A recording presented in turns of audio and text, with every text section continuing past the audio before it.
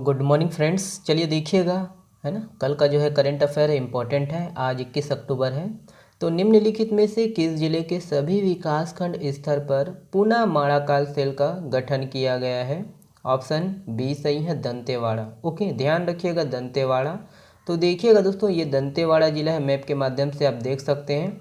तो दंतेवाड़ा जिले के लोगों को रोजगारोन्मुखी अवसर प्रदान करने के लिए जिले के सभी विकासखंड स्तर पर पुनः माड़ाकाल सेल का गठन किया गया है। और इस सेल के तहत जो स्थानीय निवासी स्वरोजगार चाहते हैं, ऐसे इच्छुक हितग्राही आवेदन कर रोजगार प्राप्त कर सकते हैं। चर्चा में क्यों है दोस्तों? क्योंकि पुनः माड़ाकाल सेल के माध्यम से नक्सल पीड़ित परिवारों को भी आजीविका के साधन उपलब्ध कराए जा रहे हैं। ओके, ध्यान रखिएगा दोस्तों, पुनः माड़ाकाल किस जिले से संबंधित है? तो दंतेवाड़ा जिला, ध्यान रखना है ना। देखिएगा कि हाल ही में वित्त मंत्रालय ने 4 राज्यों को 1764 करोड़ रुपए का अनुदान जारी किया। इसमें छत्तीसगढ़ को कितने करोड़ रुपए का अनुदान जारी किया है? ऑप्शन है यहाँ पर, और जो इसका करेक्ट आंसर है ऑप्शन नंबर बी है, 109 करोड़ रुपए। ध्यान दीजिएगा, फाइनेंस, मिनिस्ट्री ऑफ फाइनेंस। देखिएगा कि हाल ही में वित्त मंत्रालय ने 4 राज्यों को 1764 करोड़ रुपए का अनुदान जारी किया। इसमें आंध्र प्रदेश को 136 करोड़ रुपए और छत्तीसगढ़ को 109 करोड़ रुपए, महाराष्ट्र को 799 करोड़ रुपए और उत्तर प्रदेश को 720 करोड़ रुपए दिया गया है। और ये है कि व्यय विभाग ने 10 लाख से अधिक आबादी वाले शहरी समूहों को अनुदान देने हेतु 4 राज्यों के लिए यह राशि जो है जारी किया है। और उत्तर प्रदेश में यह राशि आगरा, इलाहाबाद, गाजियाबाद, कानपुर, लखनऊ, मेरठ और वाराणसी के लिए दिया गया है। आंध्र प्रदेश में यह राशि विजयवाड़ा और विशाखापट्टनम के लिए दिया गया है। और छत्तीसगढ़ में यह राशि दुर्ग, भिलाई नगर और रायपुर के लिए दिया गया है। महाराष्ट्र में यह राशि औरंगाबाद, ग्रेटर मुंबई, नागपुर, नासिक, पुणे और वसई विरार शहर के लिए दिया गया है। ओके, देखिए अगला प्रश्न, निम्नलिखित में से किसके नाम पर शिवरी नारायण में पुस्तकालय बनाया जाएगा? इंपॉर्टेंट प्रश्न है। ऑप्शन ए सही है दोस्तों, जगमोहन ठाकुर। ध्यान दीजिएगा। देखिएगा कि हाल ही में मुख्यमंत्री भूपेश बघेल की घोषणा के बाद शिवरी नारायण में उपन्यासकार ठाकुर जगमोहन सिंह के नाम पर पुस्तकालय बनाया जाएगा। और यही दोस्तों भेंट मुलाकात अभियान के दौरान ही शिवरी नारायण में महानदी के तट पर राम वनगमन परिपथ अंतर्गत 25 फीट ऊंची भगवान श्री राम जी की मूर्ति का अनावरण किया है। और मुख्यमंत्री जी ने देखिए शिवरी नारायण में घाटों का जो है नामकरण भगवान पुरुषोत्तम राम जी, लक्ष्मण जी, भरत जी, शत्रुघ्न जी, लव कुश जी और माता सीता जी के नाम पर करने की घोषणा किया है। देखिए इम्पोर्टेंट ये है कि जगमोहन सिंह ठाकुर जी की जो रचनाएं हैं वो इम्पोर्टेंट है, एग्जाम में पूछ सकता है ना। श्यामा स्वप्न पूछा भी है, और प्रलय, और उसके बाद प्रेम, संपत्ति लता और श्यामा लता, श्यामा सरोजनी याद रखना है। और देखिए जगमोहन सिंह ने ब्रजभाषा के कविता और सवैया छंदों में कालिदास कृत मेघदूत का बहुत ही सुंदर अनुवाद भी किया है। देखिए नेक्स्ट प्रश्न ये है, देखिए प्रधानमंत्री फसल बीमा योजना के तहत आर्थिक फसल बीमा पोर्टलों का डिजिटली एकीकरण कर छत्तीसगढ़ को कौन सा पुरस्कार मिला है? ऑप्शन बी सही है, उत्कृष्ट पुरस्कार। ध्यान दीजिएगा ना। देखिएगा ये है पिक, देख लीजिए। देखिए कि प्रधानमंत्री फसल बीमा योजना के तहत आर्थिक फसल बीमा पोर्टलों का एकीकरण देखिए छत्तीसगढ़ में डिजिटल भू अभिलेख डाटाबेस में सबसे कम समय में करने के लिए उत्कृष्ट पुरस्कार से सम्मानित किया गया है।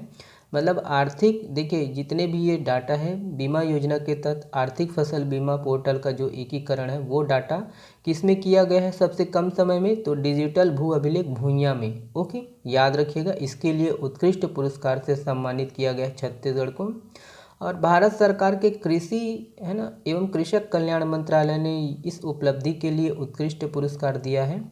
और केरल के कोच्चि में हुए 8वें राष्ट्रीय अधिवेशन में छत्तीसगढ़ को उत्कृष्ट पुरस्कार से सम्मानित किया गया है। देखिएगा कि भारत सरकार की प्रधानमंत्री फसल बीमा योजना के अंतर्गत खरीफ वर्ष 2022 से राष्ट्रीय फसल बीमा पोर्टल का एकीकरण भूइयां में सीमित समय में सफलतापूर्वक करने के लिए दिया गया है, वही चीज़ है ना। और यह पुरस्कार देख लीजिए कि छत्तीसगढ़ की ओर से यह पुरस्कार विशेष सचिव संचालक कृषि डॉक्टर अय्याज फकीर तंबोली और संयुक्त संचालक कृषि बी के मिश्रा ने ग्रहण किया है। ठीक है, चलिए नेक्स्ट प्रश्न देखिएगा, ये है, देखिए शक्ति जिला अंतर्गत चंद्रपुर के कॉलेज का नामकरण किसके नाम पर किया जाएगा?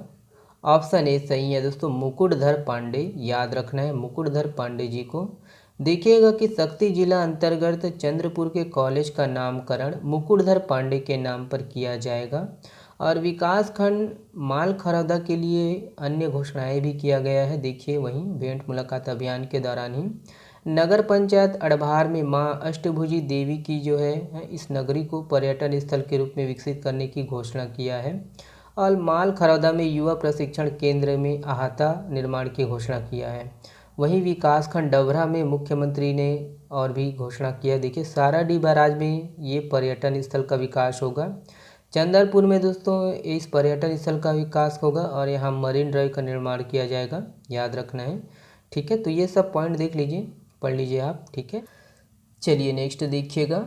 देखिए प्रधानमंत्री आवास योजना अवार्ड 2021 के अंतर्गत छत्तीसगढ़ राज्य को कितने पुरस्कार प्राप्त हुए हैं? ऑप्शन बी सही है दोस्तों, 2, याद रखिएगा 2। देखिएगा कि प्रधानमंत्री आवास योजना अवार्ड 2021 के अंतर्गत छत्तीसगढ़ राज्य को 2 पुरस्कार प्राप्त हुए हैं। और यह पुरस्कार गुजरात के राजकोट में आवासन एवं शहरी कार्य मंत्रालय ने दिया। भारत सरकार की ओर से हाल ही में आयोजित इंडियन अर्बन हाउसिंग कॉन्क्लेव में यह पुरस्कार प्रदान किया गया है। छत्तीसगढ़ को यह award best community oriented projects और बेस्ट परफॉर्मिंग नगर अवार्ड श्रेणी में मिला है, ध्यान रखिए। और देखिए कि मुख्यमंत्री भूपेश बघेल की पहल पर छत्तीसगढ़ में मोर जमीन मोर मकान योजना शुरू की गई। छत्तीसगढ़ में सामाजिक उत्थान को लेकर हुए इन प्रयासों को सराहते हुए सामाजिक उत्थान परियोजनाओं के लिए छत्तीसगढ़ राज्य को बेस्ट कम्युनिटी ओरिएंटेड प्रोजेक्ट्स के लिए इस श्रेणी में जो है उत्कृष्ट प्रदर्शन का पुरस्कार प्रदान किया गया है। वहीं नगर पंचायत पाटन में प्रधानमंत्री आवास योजना शहरी में मोर जमीन, ये शहरी के मोर जमीन मोर मकान आवास, इसके अंतर्गत स्वीकृत आवासों के विरुद्ध अधिक संख्या में आवास पूर्ण कर समय से हितग्राहियों को आवास उपलब्ध कराने एवं आकर्षण जो है आवास बनाने जैसे उत्कृष्ट कार्य के लिए बेस्ट परफॉर्मिंग नगर पंचायत श्रेणी में पूरे भारत में तृतीय स्थान प्राप्त हुआ है। ओके, ध्यान रखिएगा। चलिए देखिए भारत सरकार द्वारा किसे नए रक्षा सचिव के रूप में नामित किया गया है? तो ऑप्शन ए सही है, अरमानी गिरिधर, याद रखिएगा। तो सड़क परिवहन और राजमार्ग सचिव अरमानी गिरिधर को नए रक्षा सचिव के रूप में नामित किया गया है। और गिरिधर आंध्र प्रदेश कैडर के 1988 बैच के भारतीय प्रशासनिक सेवा अधिकारी हैं, याद रखिए। अगला प्रश्न, एशिया के सबसे बड़े कंप्रेस्ड बायोगैस प्लांट का उद्घाटन किस राज्य में किया गया है? ऑप्शन बी सही है, पंजाब, याद रखिए।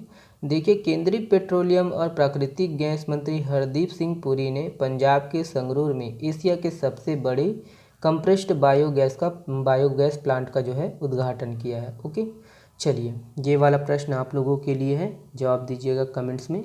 चलिए बहुत बहुत धन्यवाद। देखिएगा नीति आयोग, ओके चलिए जवाब दीजिएगा, बहुत बहुत धन्यवाद।